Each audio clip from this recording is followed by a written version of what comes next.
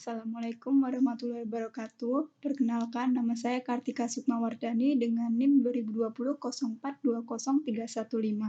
Di sini kami akan menjelaskan materi mengenai bank, pemegang kredit, dan arus kas. Sebelum kita meminjam kredit di bank, kita harus mengetahui apa itu agunan dan siapa yang mendapatkan agunan. Lalu, apa itu agunan? Agunan sama artinya dengan jaminan.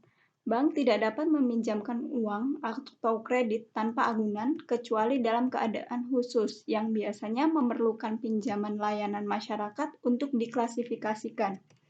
Organisasi nirlaba atau non-profit yang mencoba membangun jalur kredit menemukan bahwa bank memerlukan dua jaminan pembayaran kembali.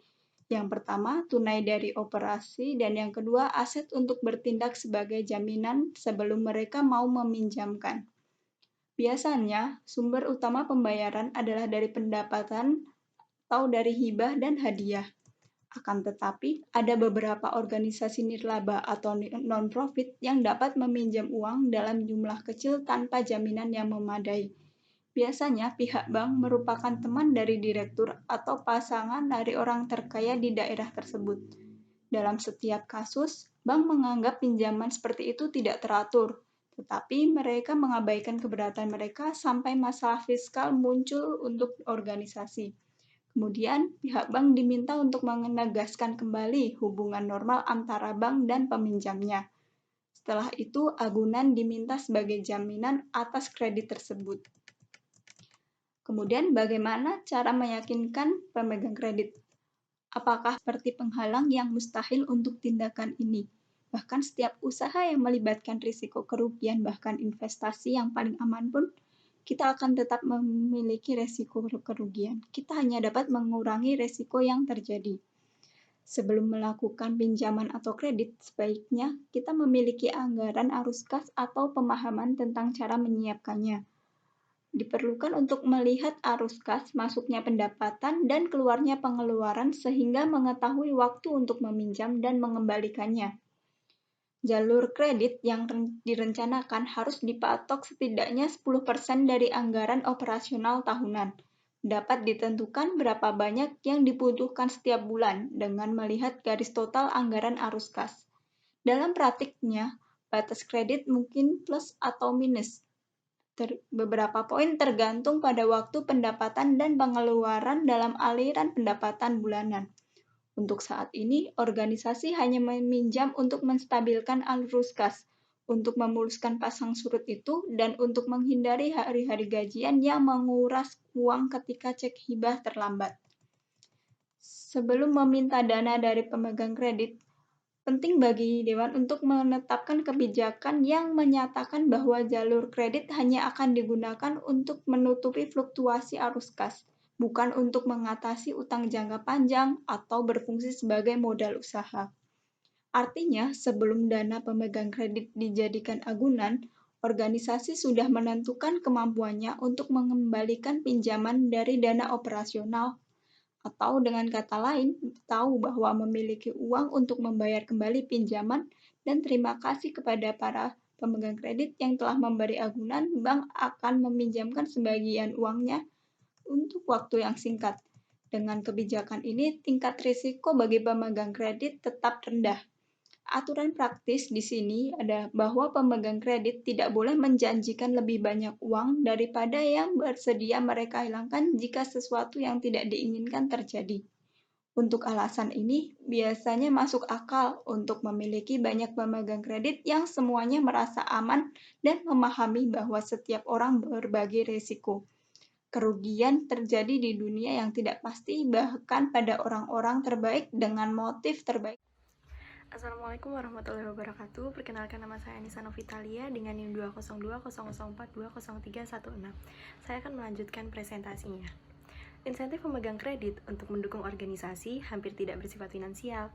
Lagi pula, orang bisa mendapatkan bunga dengan keamanan yang hampir lengkap di rekening tabungan bank dan dengan membeli treasury bills. Namun, dengan menempatkan dana mereka di rekening khusus di bank organisasi, mereka memiliki kesempatan untuk membantu kita beroperasi secara efektif, sehingga memajukan tujuan sosial organisasi, tanpa biaya untuk diri mereka sendiri.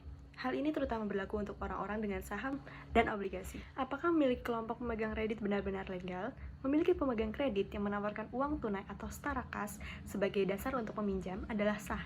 Bank telah menerima gadai barang-barang berharga secara finansial sebagai jaminan tanpa mengalihkan kepemilikan atau hak milik untuk waktu yang sangat lama.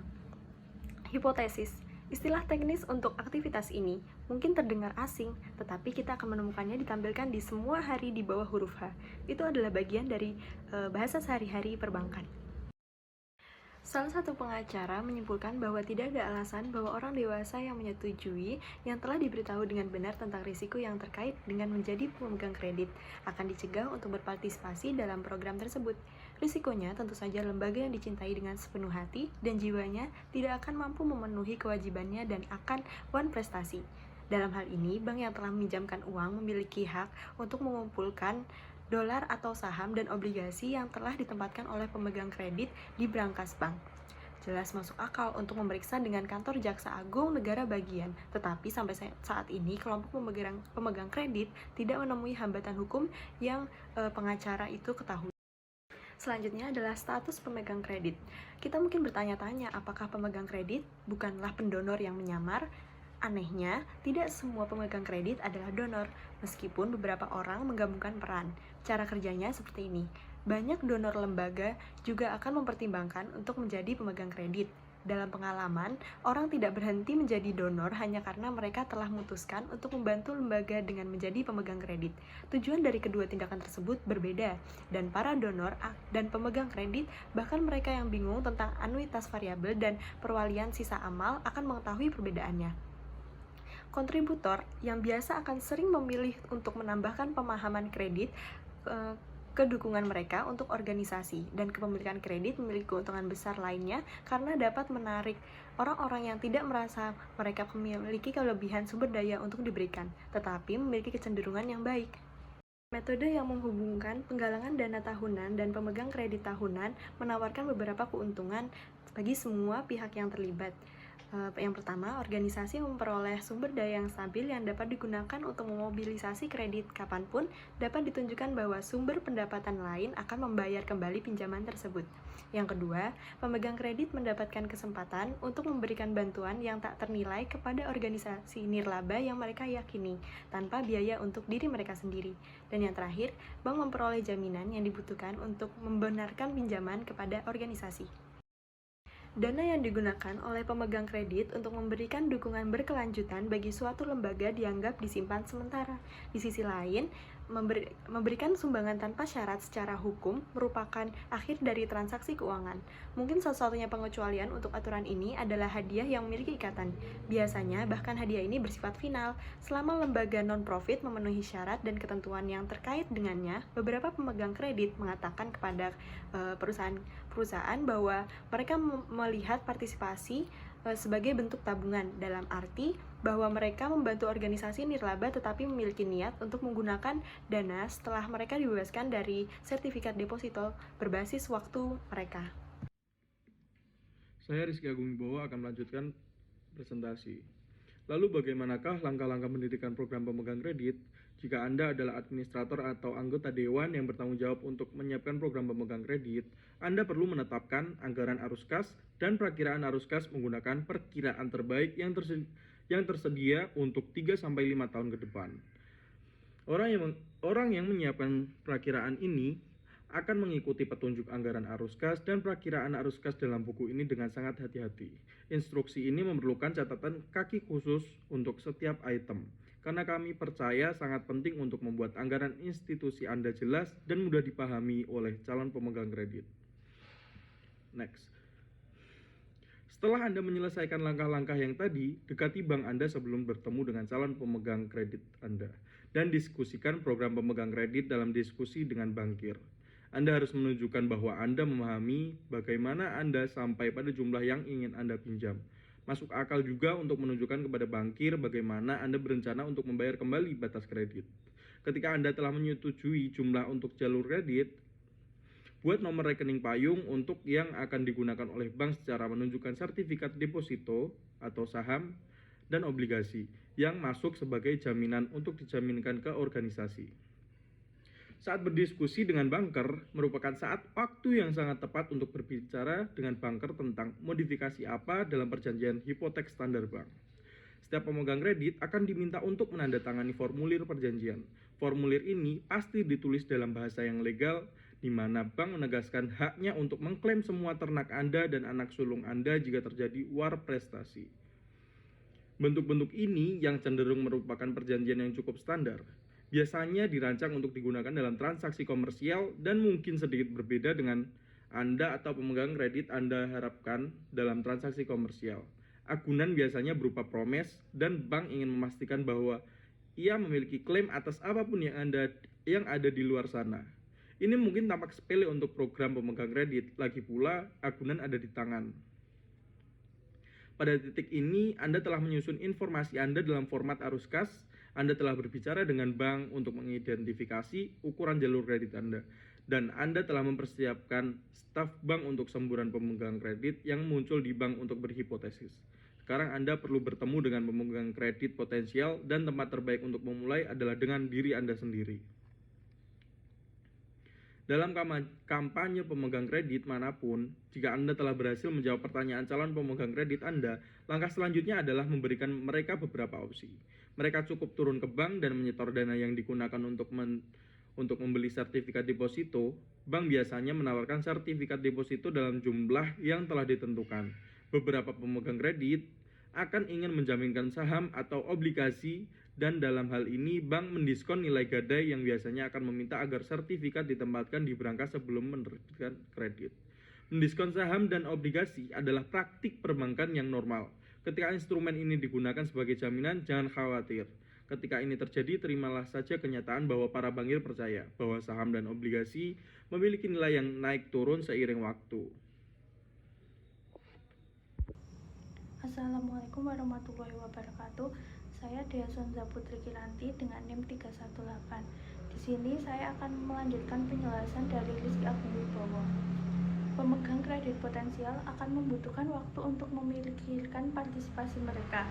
Jika jumlah yang akan mereka investasikan cukup besar, mereka pasti juga akan mendiskusikan hal ini dengan penasihat keuangan mereka. Lalu, begitu mereka memutuskan untuk bergabung, pemegang kredit individu akan pergi ke bank yang ditunjuk untuk menawarkan dana untuk sertifikat deposito atau untuk menjaminkan saham atau obligasi.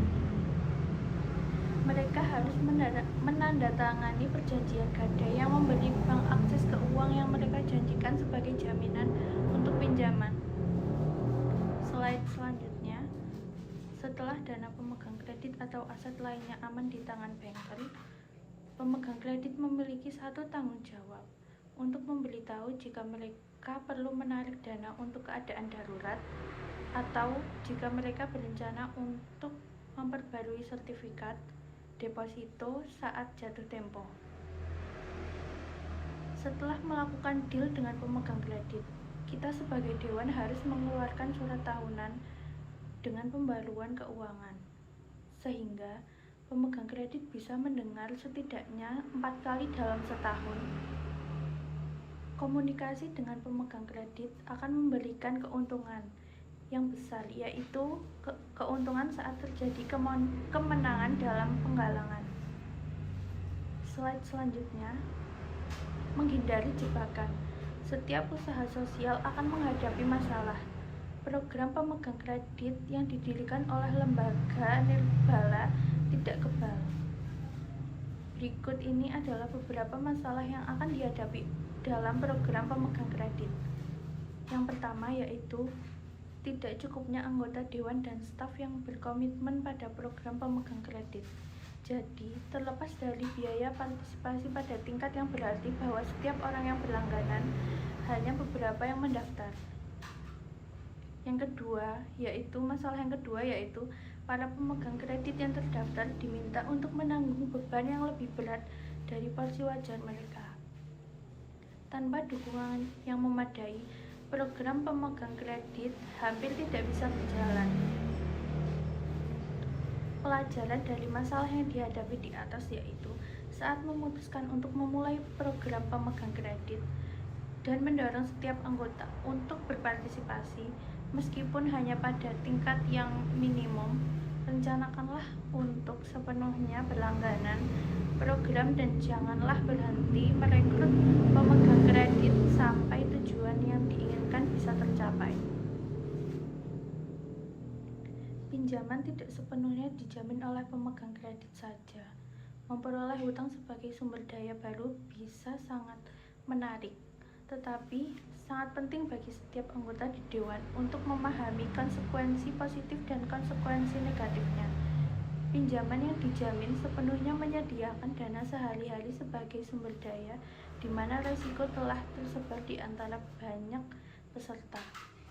Dengan memberikan jaminan $1 untuk setiap dolar yang dipinjam, Dewan dan staf dapat memastikan bahwa hutang akan digunakan secara bertanggung jawab. Slide selanjutnya, hal yang bisa dilakukan untuk mengatasi masalah program pemegang kredit, yaitu yang pertama, mendorong setiap anggota untuk berpartisipasi. Yang kedua, yaitu merencanakan untuk sepenuhnya berlangganan program pemegang kredit. Yang ketiga, yaitu memastikan bahwa jaminan cukup untuk memenuhi kebutuhan pinjaman.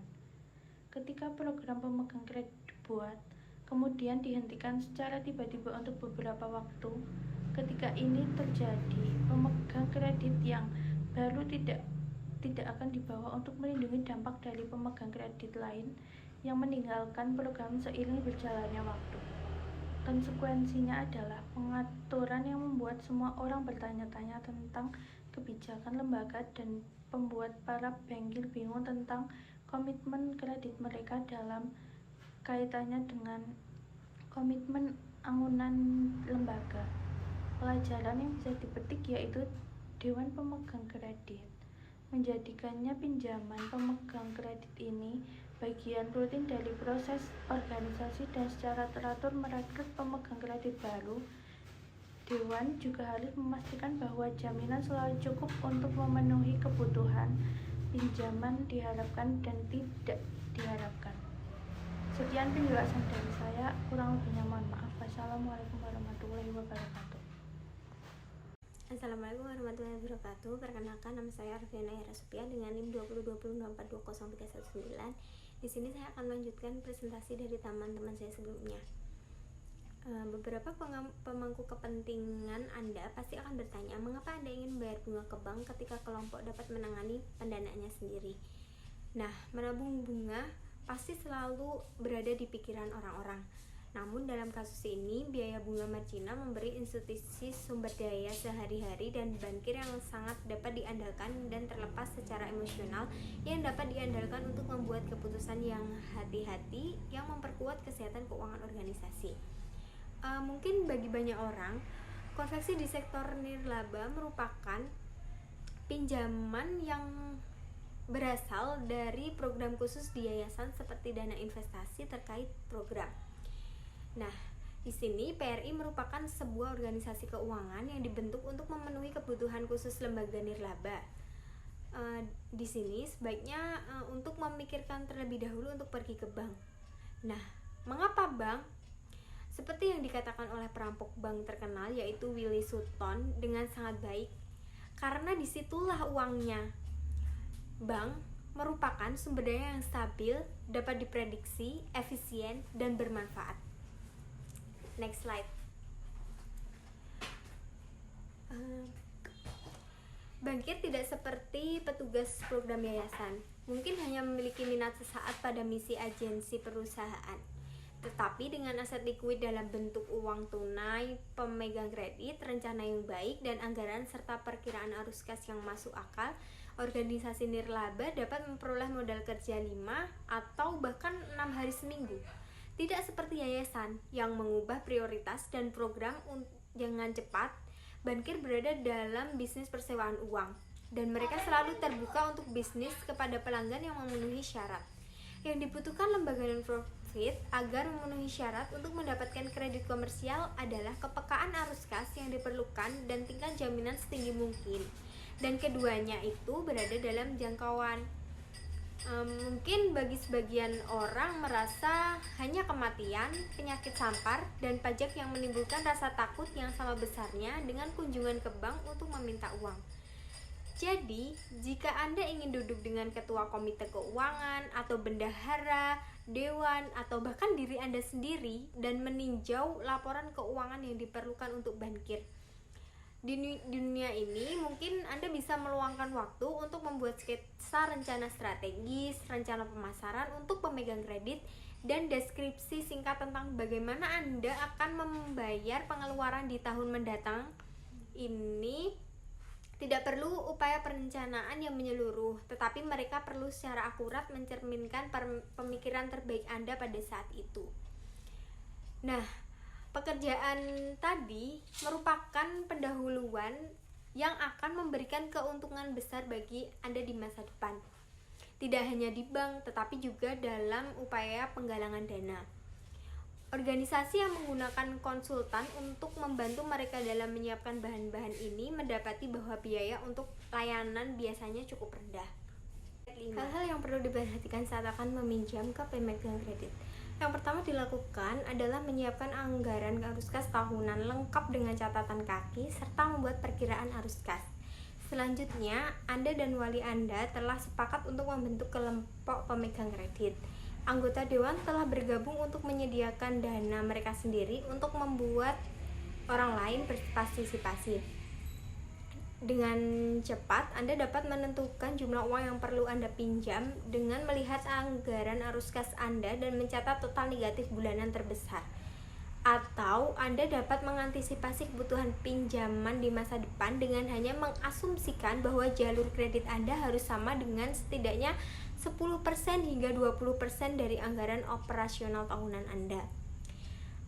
Ketika ini tercapai, Anda siap untuk pergi ke bank yang akan mengenali nilai Anda, menawarkan persyaratan dengan baik, dan bekerja dengan Anda untuk memenuhi kebutuhan kredit Anda di tahun-tahun mendatang. Mulailah dengan menelepon bank tempat Anda biasa berbisnis. Mintalah untuk membuat janji dengan petugas pinjaman dan tunjukkan bahwa Anda tertarik untuk menetapkan jalur kredit. Tapi jangan heran jika Anda menghadapi sedikit perlawanan dari orang-orang di bank. Beberapa bankir tidak tahu bahwa organisasi nirlaba memenuhi syarat untuk dan dapat menggunakan jalur kredit. Mereka mungkin berpikir bahwa Anda sedang mencari sumbangan ataupun pinjaman tanpa jaminan. Jadi bersabarlah dan ingatlah bahwa sementara mereka berada dalam bisnis persewaan uang, para bankir cenderung tidak terbiasa berurusan dengan organisasi nirlaba. Hal yang perlu dibawa saat menemui bankir. Yang pertama adalah laporan keuangan yang terdiri dari 1. Anggaran arus kas tahun saat ini dengan banyak catatan kaki. Yang kedua, sebuah perkiraan arus kas yang terlihat beberapa tahun ke depan. Perkiraan akan mengungkapkan proyeksi arus kas Anda. Perkiraan arus kas yang diproyeksikan berguna dalam mengidentifikasi apakah Anda akan memiliki cukup uang untuk membayar kembali pinjaman tersebut. Yang ketiga, 3 tahun laporan keuangan. Yang dimaksud 3 tahun laporan keuangan adalah jika Anda sudah berada selama itu, jika tidak, uang tunai pemegang kredit Anda masih akan memastikan sambutan hangat di pintu bankir. Yang kedua adalah rencana organisasi yang terdiri dari rencana strategis. Sebuah dokumen yang menunjukkan kesesuaian antara organisasi dan lingkungannya. Dalam bahasa Inggris yang sederhana, tunjukkan bagaimana Anda mengejar misi Anda dan bagaimana program Anda berhubungan dengan dunia yang lebih luas di mana Anda beroperasi. Menempatkan informasi ini dalam bentuk tertulis akan membantu bankir yang perlu mengenal Anda lebih lanjut. Yang kedua, rencana pemasaran. Rencana ini bertujuan untuk mengidentifikasi dan menjangkau audiens atau klien. Program Anda untuk mengidentifikasi dan mengamankan pemegang kredit akan mengesankan bankir dengan tekad Anda untuk memastikan keamanan bank dalam transaksi ini. Yang ketiga yaitu rencana pembiayaan. Seperangkat dokumen yang mungkin mencakup rencana penggalangan dana, rencana untuk menghasilkan pendapatan, dan pemahaman tentang bagaimana Anda bermaksud menggunakan dana pinjaman. Mungkin sekian dari saya, presentasi selanjutnya akan dilanjutkan oleh teman saya. Saya, Salsabila Prita, akan melanjutkan presentasi. Bank memiliki hak untuk meminjamkan uang dan memastikan bahwa Anda sebagai peminjam mengetahui kewajiban pembayaran. Karena Anda menawarkan uang tunai sebagai sumber jaminan melalui rekening pemegang kredit Anda, maka bankir harus sangat akomodatif dan siap untuk menawarkan termis terbaik pada jalur kredit Anda. Karena di sini, bank tidak memiliki risiko yang terkait dengan pinjaman Anda. Jika merasa tidak nyaman selama transaksi ini, segera beritahu bankir. Jika ada persyaratan yang tidak sesuai dengan Anda, pertimbangkanlah untuk pindah ke bank lain. Anda menawarkan bank kesempatan untuk memperoleh pendapatan dari pinjaman Anda tanpa risiko, sehingga Anda harus diperlakukan dengan sangat baik. Ketika peminjam memutuskan bankir yang mereka suka dan melanjutkan pinjaman, ada beberapa detail yang perlu didiskusikan. 1. Membuat akun rekening khusus atas nama organisasi Anda. Akun ini ditautkan ke sertifikat deposito dan perjanjian dari pemegang kredit Anda. Di beberapa bank, terjadi penyimpangan kecil dari prosedur standar ini, sehingga memerlukan diskusi dari pihak Anda. Masalahnya, di beberapa bank, komunikasi antara pengelola sertifikat deposito dengan pemberi pinjaman tidak selalu berjalan mulus. Kedua, rekening pemegang kredit harus dibuat dan dikelola oleh bank untuk melindungi kedua belah pihak. Anda perlu memastikan bahwa bank akan memberitahu teller atau petugas lainnya tentang program tersebut, sehingga pemegang kredit Anda tidak akan diperlakukan dengan buruk oleh pegawai bank yang tidak mengenalnya. Di lain sisi, bank akan menangani lebih banyak rekening daripada biasanya untuk membentuk jaminan Anda. Jadi, mereka perlu memastikan bahwa tingkat jaminan Anda sesuai dengan pinjaman yang tersedia. Saat semua dana pemegang kredit Anda digabung ke dalam satu rekening besar, Anda akan menangani dokumen dan mendistribusikan bunga kepada pemegang kredit. Dan biasanya, bank akan menawarkan tingkat bunga yang sedikit lebih tinggi untuk membeli sertifikat deposito yang lebih besar. Sangat tepat bagi Anda untuk meminta tingkat bunga yang lebih rendah atas pinjaman Anda. Perjanjian keamanan komersial standar yang akan ditandatangani oleh pemegang kredit Anda mungkin perlu diklarifikasi, tetapi tidak ditulis ulang oleh pihak bankir. Jika Anda mengalami masalah serius dengan bank, coba cari tahu apakah masalahnya ada di pihak Anda atau masalahnya di pihak mereka, sehingga masalah tersebut dapat segera diatasi tanpa merugikan salah satu pihak. Pemikiran arus kas dan strategi berbasis kredit diperlukan untuk membuat kondisi peminjam sesuai dengan dirinya.